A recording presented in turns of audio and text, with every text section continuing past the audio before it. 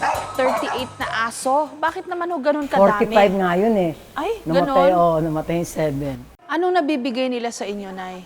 Hindi na nga ako ngayon, hindi na nga ako pala away dahil sa kanila. Ako si Jessica Soho. Ako po si Jessica Soho. Ako po si Jessica Soho. This is Jessica Soho reporting. Balikan natin ang paghahatid ko ng serbisyong totoo bilang isang journalist. Hingi ata ako, Mama. March 1989 nang una naming tangkaing marating ang Isla ng Pag-asa. Gaya po ng inyo nakikita, tayo ay nakasakay ngayon sa isa sa mga tangke. Paano kaya sila magpapasko dito, no? This is Hickam Air Force Base here in Hawaii. Ito rin tiyak ang gustong paniwalaan ng marami sa atin. To see is to believe. Samahan niyo po kami sa isang natatanging paglalakbay.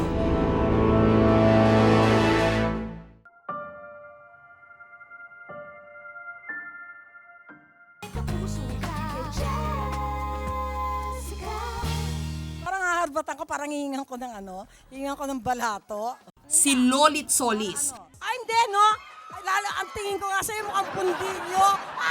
isa sa mga pinaka-maimpluwensyang tao sa showbiz. Minsan pinangingilagan, pero sa mga nakakakilala sa kanya, mamon ang kanyang puso.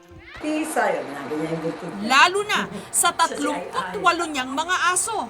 Opo, hindi kayo na malinang narinig. 38. 38 lahat-lahat ang kanyang mga alagang aso. Si Pat, yan yung kay Paolo sa Gala. At wag ka, kabisado ni Nanay Lolit ang pangalan ng lahat ng kanyang mga alaga. Si Gladys, si Juday, si Tintin, yung si Cristina Hermosa, tapos Hank. Ito si Chika, yan ang pinaka-all, pero siya pinaka-favorite ni Lola. Tingnan mo, lapit agad siya. Kasi siya talagang dito, Lola dito eh. Yan si Mama Chika. Pero bakit naman para siyang batsyang sumalo ng napakaraming aso? 38 na aso? Bakit naman ho ganun kadami? 45 nga yun eh. Ay, Namatay, ganon? oo, namatay yung 7. Bakit ho ang dami? Bakit hindi isa, dalawa, 10? Alam mo, kasalanan niya nung aso ni Paolo Villones. Niregaluhan niya ako ng aso, yung aso nila ni Tricia Silang noon, si Pats. Nirigalo niya sa akin. Pagdating pa lang noon, 7 ng aso kong babae ang binuntis. Paano yun, Nay? Paano yung bahay nyo? Ang gulo-gulo. Hindi, territorial sila eh. Yung mga taga-kusina, hindi pwedeng pumunta sa salas. Yung taga-salas, pwede sila pumunta sa kusina, tapos and back to salas. Tapos may 8 lang na maakyat na kasama ko pag matutulog ako. Walang dudang mahal na mahal ni Nanay ang kanyang mga aso. Anak kung ituring niya ang mga ito. Hindi malayo sa kanyang sariling mga anak at mga alaga niyang artista o talent. Hindi, ang baho-baho na yun ang bahay nyo. Hindi nga eh, yun nga iniisip ko. May amoy aso.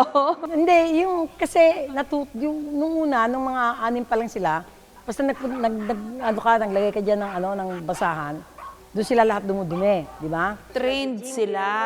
So, nung nagkaroon yung may mga naging kasunod na, yun din ginagawa nila. Kaya certain part lang ng house, ang pupuntahan nila para doon sila dumumi. Anong nabibigay nila sa inyo, Nay? Hindi na nga ako pala away dahil sa kanila. Alam mo ba, namimiss ko sila pag halimbawa nag-abroad ako, hindi ako makatulog sa gabi kasi nasanay ako ng may 8 akong asong nakapalibot. Kung minsan nagkakaroon ako inferiority complex, feel ko, hindi kaya may aso ako, baka hindi ko lang di ba? Dahil used ako doon sa amoy nila. Kaya kung minsan may nakita ako na gano'n ng ilong, biglang parang, baka ako yun ah. May amoy ba? Wala, Nay. Ayan, no?